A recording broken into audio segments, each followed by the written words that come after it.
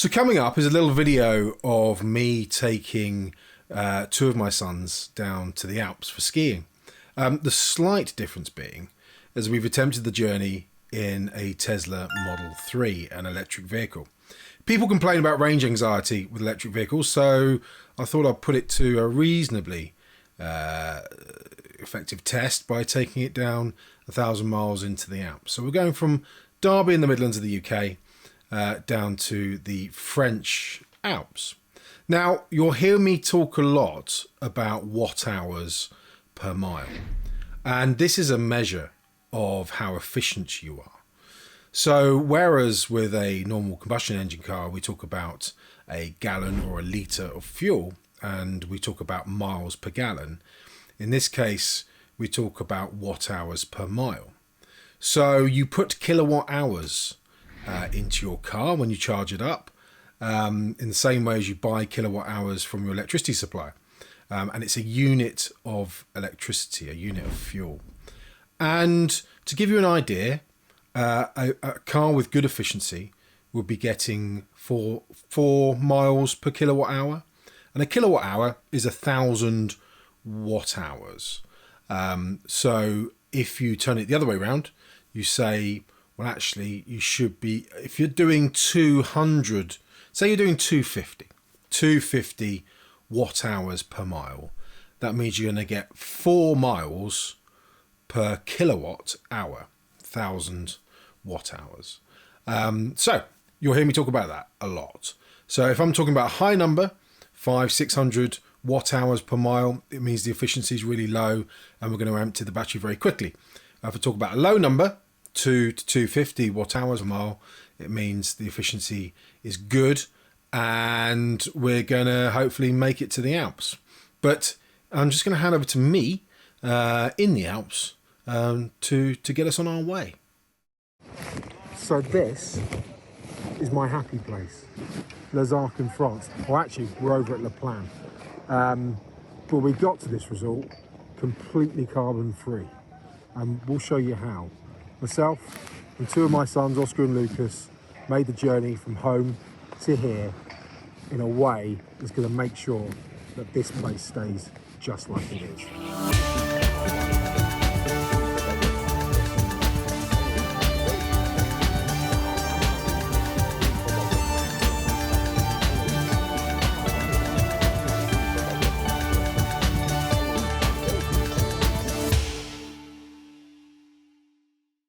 Right, so here we go. I'm just doing a little video documenting my journey down to the Alps. I apologise, this is all done on an iPhone. There's no lapel mics or anything like that, so it's just going to be what we get. But I'm going to document going down to the Alps in a Tesla Model 3. So here we are in my Tesla, skis on the top. My children are over there waiting to go, just waiting to go into the Shell garage to get some of their snacks for the journey. And here we are in sunny Alistry, just north of Derby. So I'll document it as we go, see what kind of range we get, see whether we stop on the charging points that it recommends, and we'll see how we get on. Okay, so let's do some sat-naving. Les Arcs 1800. Here we go. We're leaving at 1:16. It's picked up some charging spots on the way down. First place we're going to charge is Newport Pagnell. Exciting. Yeah, let's get on our way, see how we go.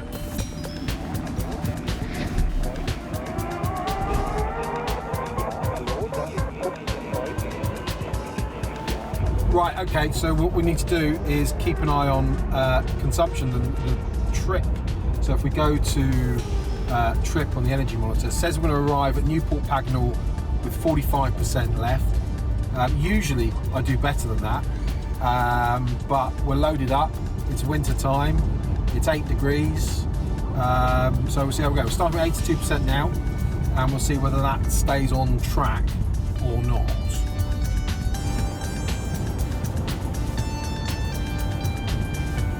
Right, okay, quite interesting. Just having a little play with the navigation. It was telling me that we were going to charge on the other side of the channel, but obviously it doesn't know what time my train is. So we're going over at 8:20, got to be there at 7:20, and we've got a lot of time in hand. So I actually really want to charge this side because that's what we can do. So I actually cancelled the navigation, started it again, and it's now decided that we're going to charge at Northampton rather than Newport Pagnell, and we're going to charge on the outgoing side of the tunnel, so Folkestone, rather on the Calais side. So that works for me because obviously I've got time in hand for getting to the train on schedule.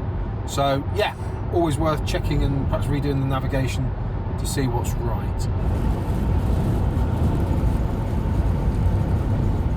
So we're just putting off the M1, heading towards Northampton Supercharger. Bit of a treat. I've never been to this one. There's always a frisson of excitement when you're going to a new supercharger.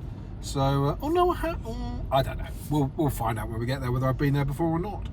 Let's see. No, I'm going completely the wrong way in these roadworks.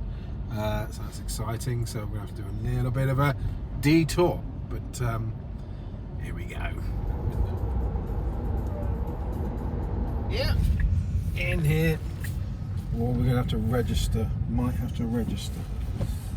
Always worth checking. See if you need to register at the hotel car park. So we'll have a look whilst we stop. But here we go. Here we go. Here we go. Northampton. Here we are at Northampton. Let's have a little look at the consumption. Oh no, it's reset itself. But it said I was going to get there about 45% or 43%, but we are carrying skis. More on that in a moment.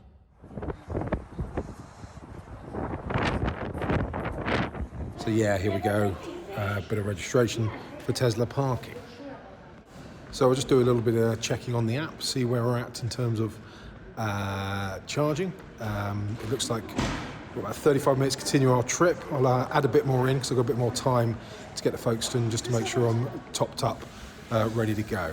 But yeah, looks like we should be on our way soon. Funnily enough, I've actually put my back out, and actually this stopping regularly is really good. My osteopath recommended it. He certainly didn't recommend sitting in the car for 15 hours going down to the Alps, but he did recommend if you're going to stop as regularly as possible and have a walk about. So supercharging's perfect for that. We'll be doing that lots.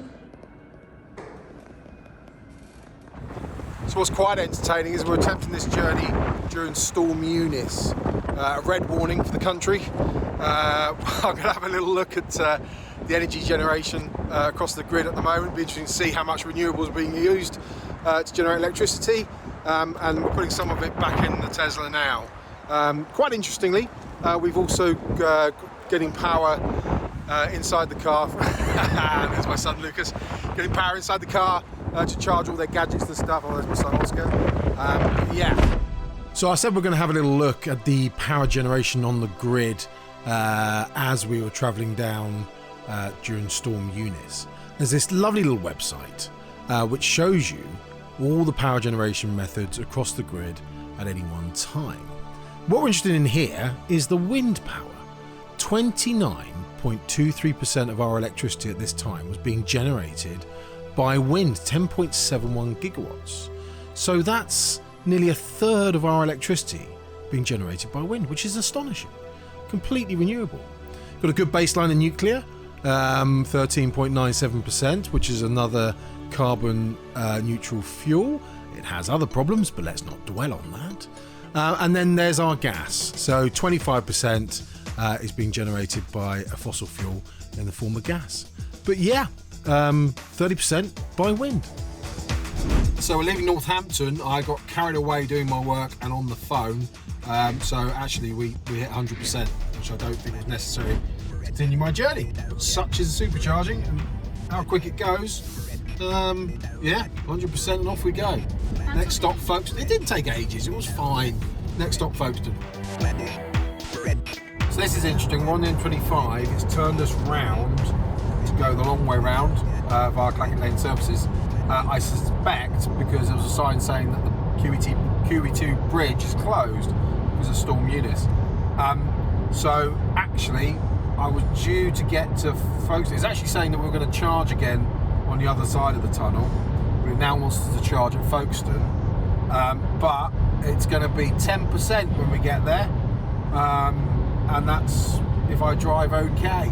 So it's going to be interesting to see. It's going to be a little bit tight to get to Folkestone with enough battery, but we'll see how we get on.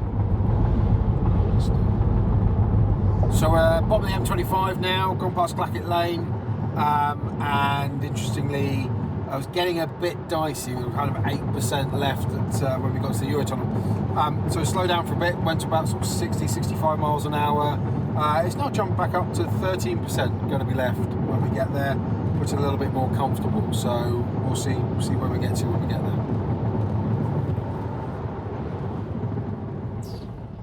So we arrived at the Channel Tunnel, and it looks like we've got 18%. So it said it was going to get here with 8% at one point. It's getting a little bit tight, but it's gone back up to 18%. So hopefully the superchargers are after checking, and we can get a bit of charge before getting on the train at 8:20.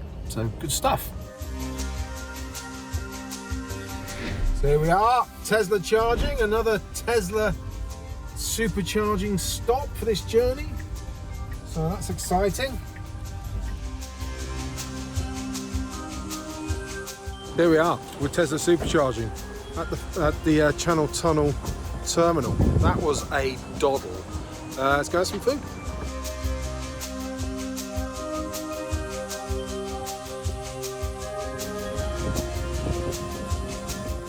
Boarding time of 33 minutes, well, I think pretty much fits in with the charge we have left. Absolutely perfect. So my oldest is really bothered about having to sit and charge. Really struggling to know what to do with himself.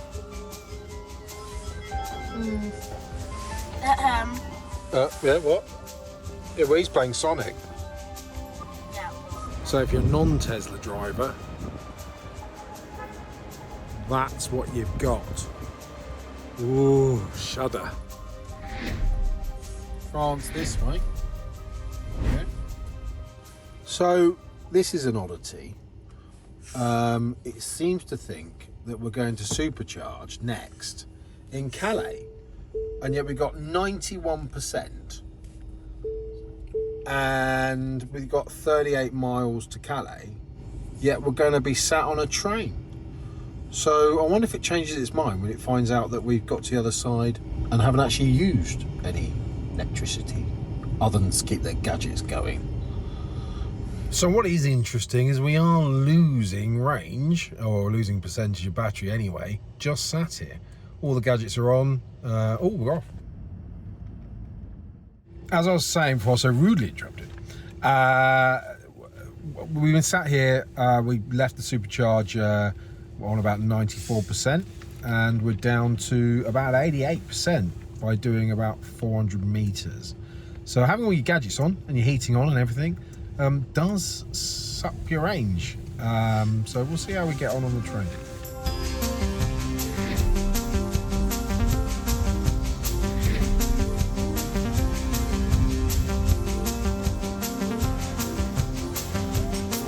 What's a gear?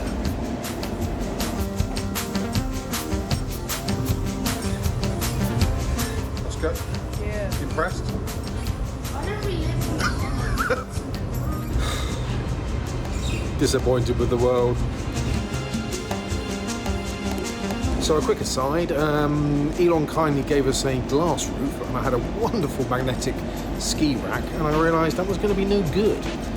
So I've got this rack from Tree Frog, and it just sucks to the roof.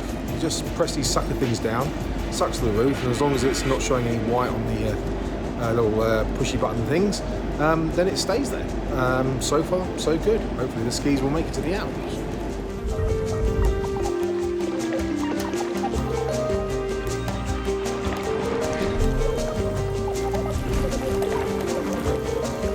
So this is curious. Here we are.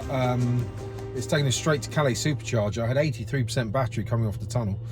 And it wants me to charge to 100%. So God knows where it's taking us next, but it wants all that juice to do so. So this is unusual. We'll see how we get on.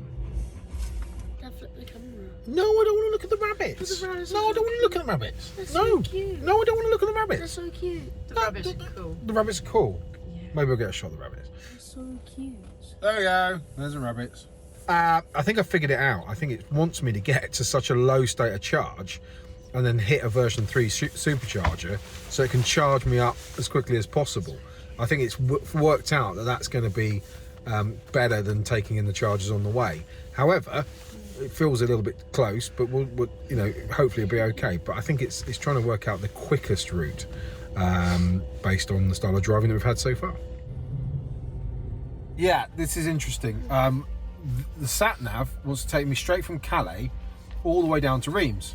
I'm on 90% now, and that says I'm going to have -3%. So it wants to take me up to 100% to get me there with a couple of percent left. It is 196 miles to there. It's not offering up any other superchargers, which is highly unusual because it doesn't usually like you to go below, you know, kind of 20%. But checking the superchargers app, there's actually one in Lille, which is on the way. Apologies if I've pronounced that wrong. Which is on the route that we're going. There's also another one in St Quentin, which is sort of off the route, but is there. And then there's a version 3 supercharger in Reims. But it feels a bit tight on its calculation. Obviously, we're loaded up. It may have been taking my driving into account. But 196 miles. Now, it's a long range. We should be able to do that reasonably easily, and it should get me there. But it's really erring on the side of caution, which is kind of interesting. So we'll see how we get on. So here we are. It was going to take me to a supercharger in Reims, 196 miles away. Then it changed its mind and said, "You ain't going to make that. Let's take it to under 156 miles away." Then it changed its mind again and said, "You ain't going to make that. Let's take it to a supercharger 50 miles away." And here we are. Well, I don't know where this is, but there you go. It took us through some wiggly woggly roads, finally got on a bit of auto route, and then just come off it to start supercharging. The wind was atrocious. This is Storm Eunice going up the coast. It was like over 600 watt hours per mile. It just, you know, driving into the wind, crazy. So that's where it's all gone. Hopefully, as we get inland, things will improve slightly and it will calm down. But we'll do some charging here and we'll get back on the road. Checking out the sat nav whilst we're charging, it's going to take me straight into Paris. We're going around the Périphérique. That should be interesting. I want to clear Paris through the night, but this journey is going to take a while. It's really not taking us on auto routes to bang it down to the Alps. It's going to be a long and windy affair, I think, but we'll see how we go on.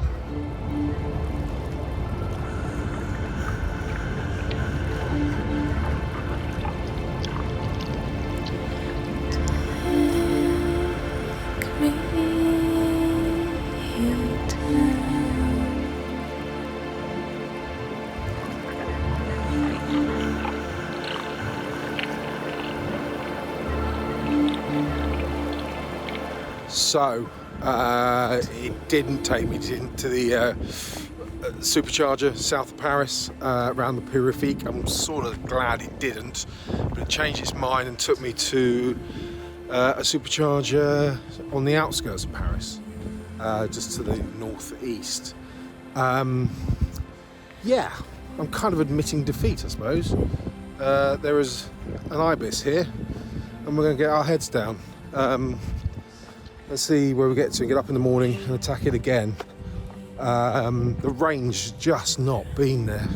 I don't know if it's a combination of the wind earlier, ski rack on top, being well laden, but it's 400 watt hours a mile, which is double what some people, or what you can get in warmer weather and lighter. So yeah, it's wanting us to stop a lot of times,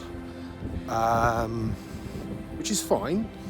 The superchargers are there, here actually, but it's just hard work.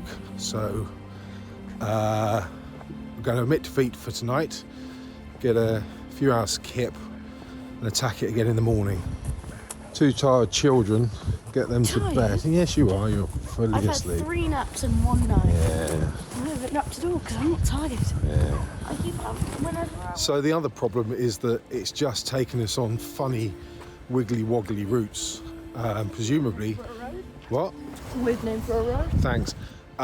Presumably to keep the speed down and keep the range up as far as possible, but we just keep going through little towns and things rather than sitting on the auto route, which is speed bumps caught me out already, but yeah, interesting. I just spotted a chargy thing. And I thought, well, I'll come off the supercharger. I could actually just try and plug it in and see if I can be fully brimmed for the morning. But alas, my journey of not being able to use any other charger apart from supercharger continues. So, well, there we go. I'm up to 92%. I think that'll probably do. At least get me to the McDonald's next door. So I was feeling quite down at this point. Like I had bitten off more than I could chew. I was tired. The conditions were bad with the storm. I was delayed. And I just wasn't getting the range that I was expecting between charges, and it was taking a lot longer. In fact, I looked at the charging record on the Tesla account, and it said in the journey so far, I had done 183 kilowatt hours of electricity into my car for about 415 miles. Now, if that's accurate, then it means I was getting about 2.27 miles per kilowatt hour. Or turn it round, that's about 440 watt hours per mile on average. That's poor, and certainly not what I was expecting. And there were, potentially many reasons for this. But it'd be interesting to see how we go on the second half of the journey once I've had a good night's sleep.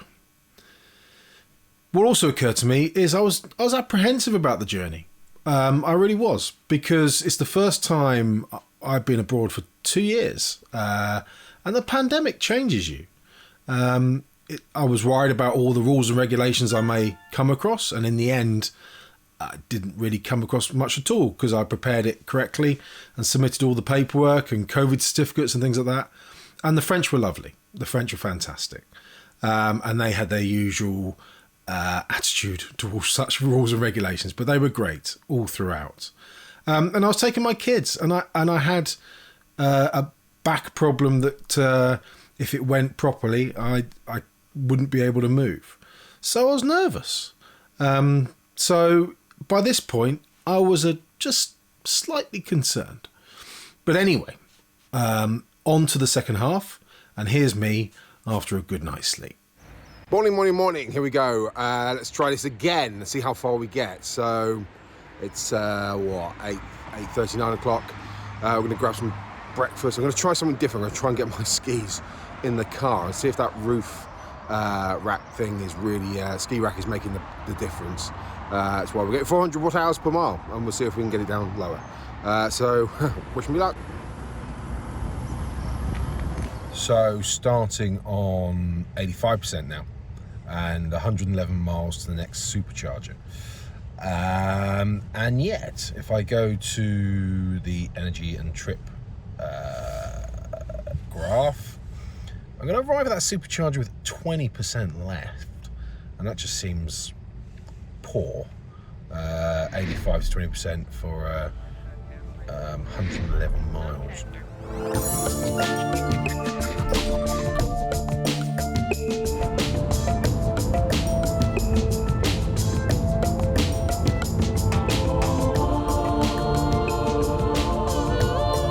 I've had a little play with the sat-nav. Rule number one in France, you go on the auto routes, otherwise the A roads are great, but yeah, they are wiggly woggly, and that's what's happened. So I've had the sat-nav foolishly set to avoid tolls, and it's taken me on a very convoluted route. So changed it back to not avoiding tolls, and we're hopefully going to pick up an auto route at some point and get down there. Schoolboy error. I think we're all concerned with the storm and getting off the train and being in the foreign country for the first time in 2 years. But yeah, hopefully we'll get to this supercharger and then we'll be on a much more direct route, and we'll see how we go. But listen then.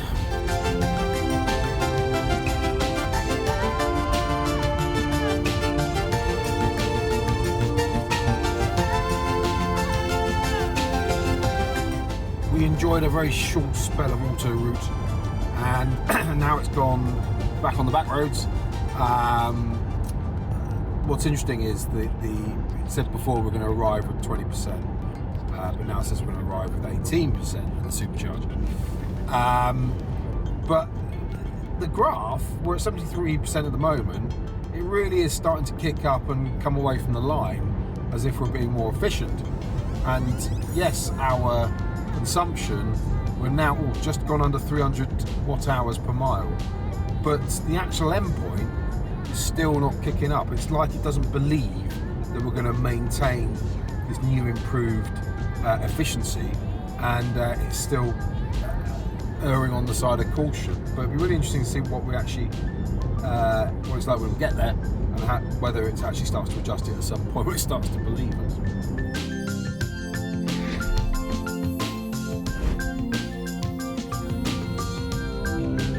Over there. There we go. Over there.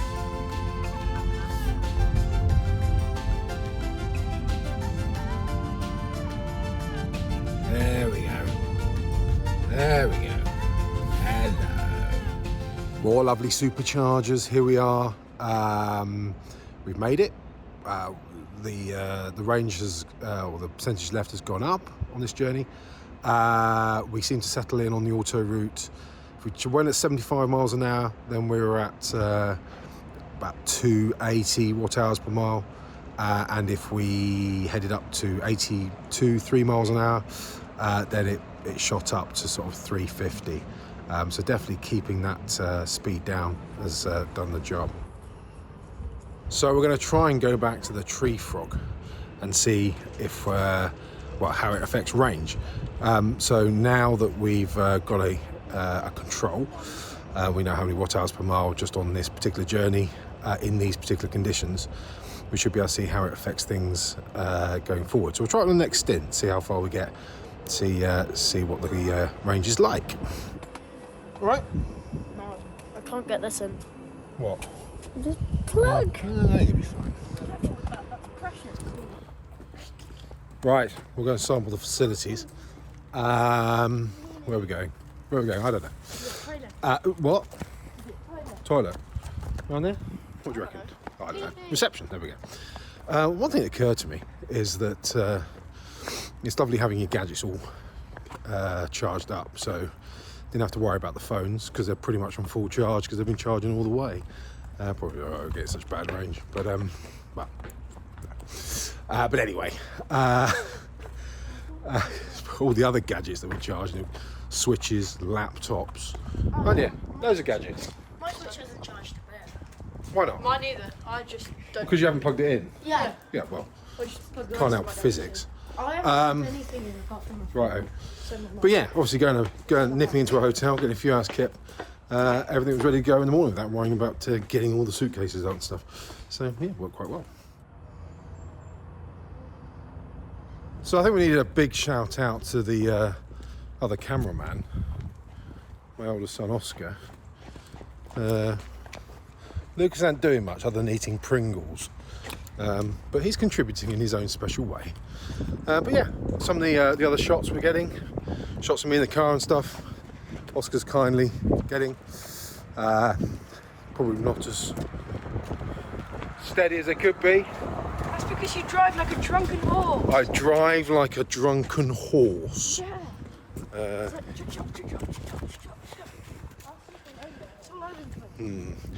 I think one of the quotes of the journey so far is as we landed on the Normandy beaches and started supercharging, obviously the conversation turned to the Second World War, and my second son, Lucas, was discussing how Hitler was obviously quite bad, and he said, well, He's mean. he mean, to put it mildly, But then he came up with, I don't trust moustaches.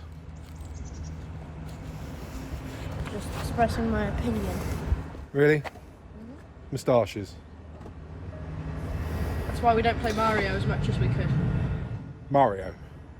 Oh no, I love Mario. Evil. No, I don't think he's up there with Hitler, but No, but he's still okay. got a moustache. It's all about the bananas. I love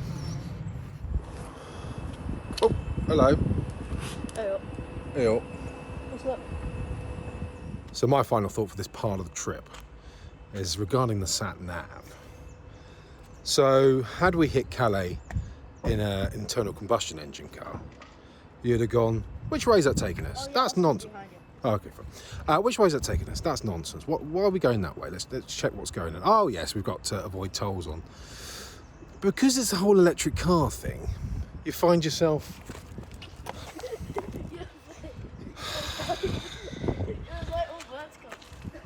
Brilliant. Thanks, guys. Anyway, you find yourself trusting it and going, well, okay, it must know what it's doing. And I don't want to upset it because I'm worried about range.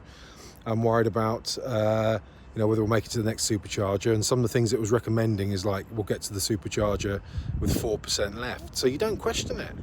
Whereas obviously when you're not worried about refueling, you question it and look at what it's doing. So I think that's the lesson learned. We'll see how we go getting down to the Alps. I think we've probably got another 2 stops and probably another 6 or 7 hours. But yeah, I think we're getting there now.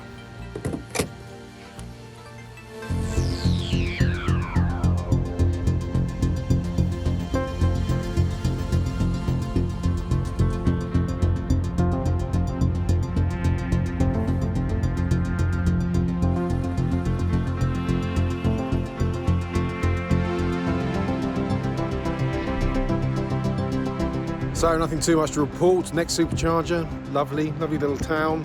Yeah, bit of traffic. We've arrived with a charge that it said we were going to arrive with, pretty much 40%.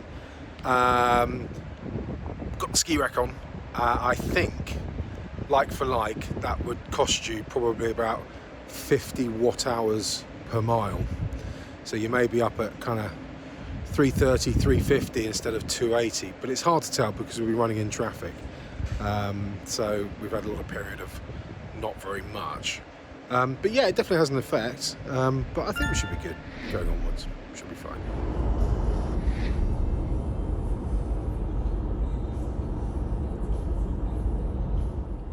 So yes, this is how it's supposed to be. We're on the outskirts of Lyon now, just over there. So we've probably got one more supercharged stop to really brim up before going up the mountain.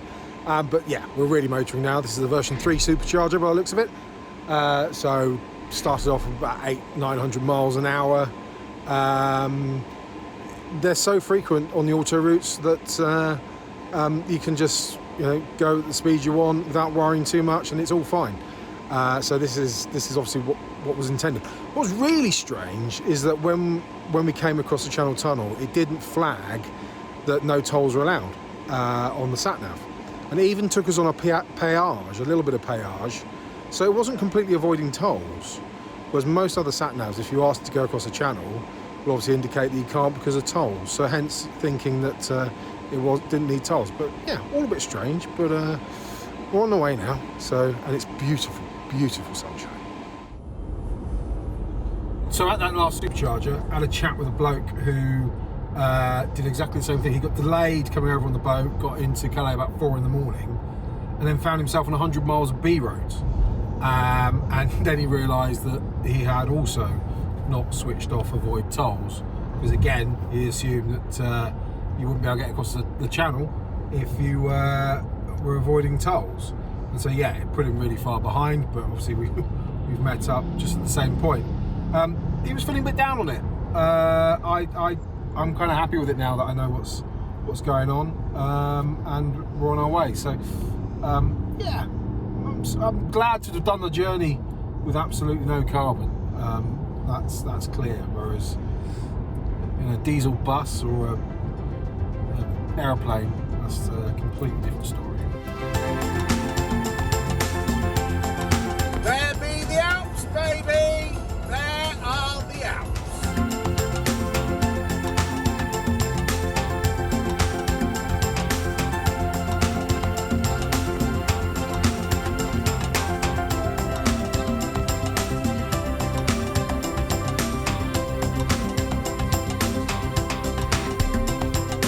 last supercharge on the journey. It's interesting to note this charge here, we had got the last space. We're about 29 miles outside of Resort. This charge would be completely unnecessary if the Resort had made some kind of destination charging available, because you could just leave your car on charge whilst it's parked up for the week. But we're going to spend another half an hour here. Now, in terms of numbers, I think this journey has probably taken us about 14 hours too long. So we had to stop. Now, to be fair, this was a journey that I was planning to do with 2 drivers. Unfortunately, my other driver couldn't make it due to ill health. So I was having to do it on my own. So I don't think I was ever going to go through the night. And we had to stop. So we stopped about 5.5 hours. What? Hi. Sorry about that. So we stopped about 5.5 hours to get some kit. I think we've probably done about 4.5 hours of supercharging on the whole trip. I think we will cost about 2 hours at the Eurotunnel terminal, and I think probably, so that's what, we're up to 12 hours. And I think we've hit about 2 hours worth of traffic that we wouldn't have hit had we been coming early in the morning. So about 14 hours. Now, yes, we would have been stopped at the Eurotunnel anyway, so you can probably nick half an hour back that we would have been parked up, but we were supercharging instead. But also, we've had to stop for about half an hour, 40 minutes to eat and get supplies that we could have done while supercharging, but there's just no facilities at most of the superchargers, so we weren't able to do that. Should we have flown? No. We shouldn't have emitted the carbon. There would have been a lot of carbon emitted by going on a plane, and then a diesel bus. And I love skiing, and I want my kids to be able to take their kids skiing, and so we need to preserve the mountains, preserve the climate, preserve the planet, and we have to make a change. We have emitted no carbon. All of the superchargers are run on renewable energy.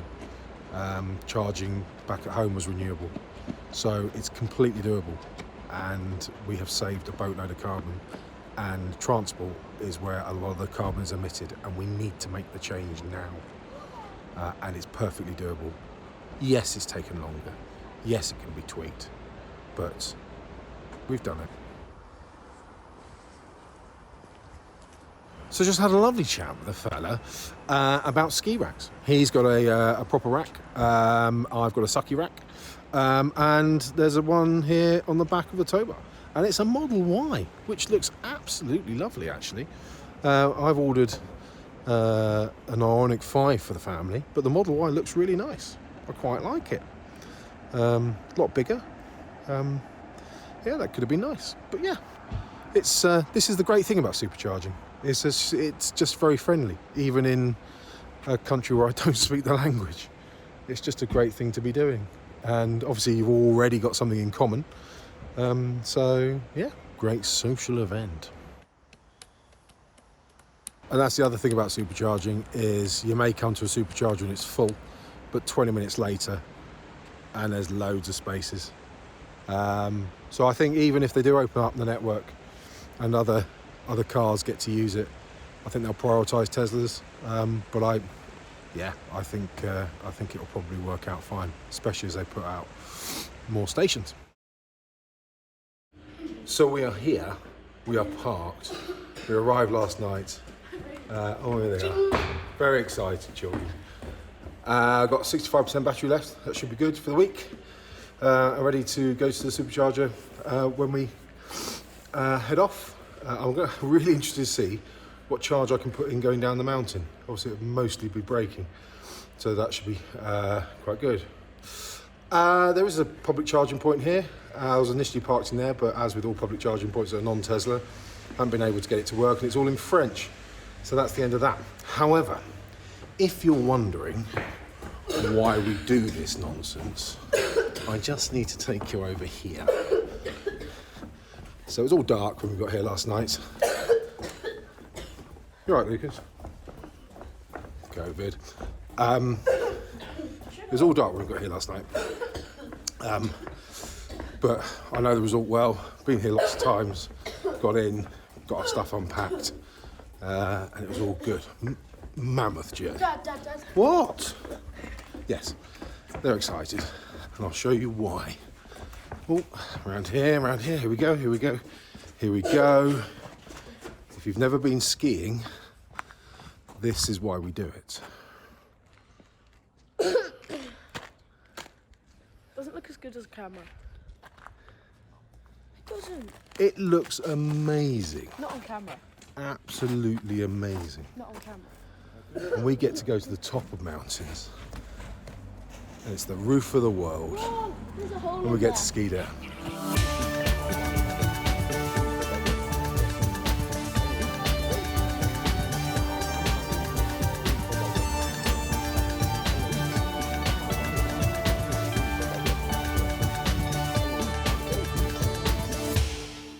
So there we have it. I made it to the Alps, but will I make it back? Join me for Tesla from the Alps, the next instalment, to see if I actually make it back in one piece.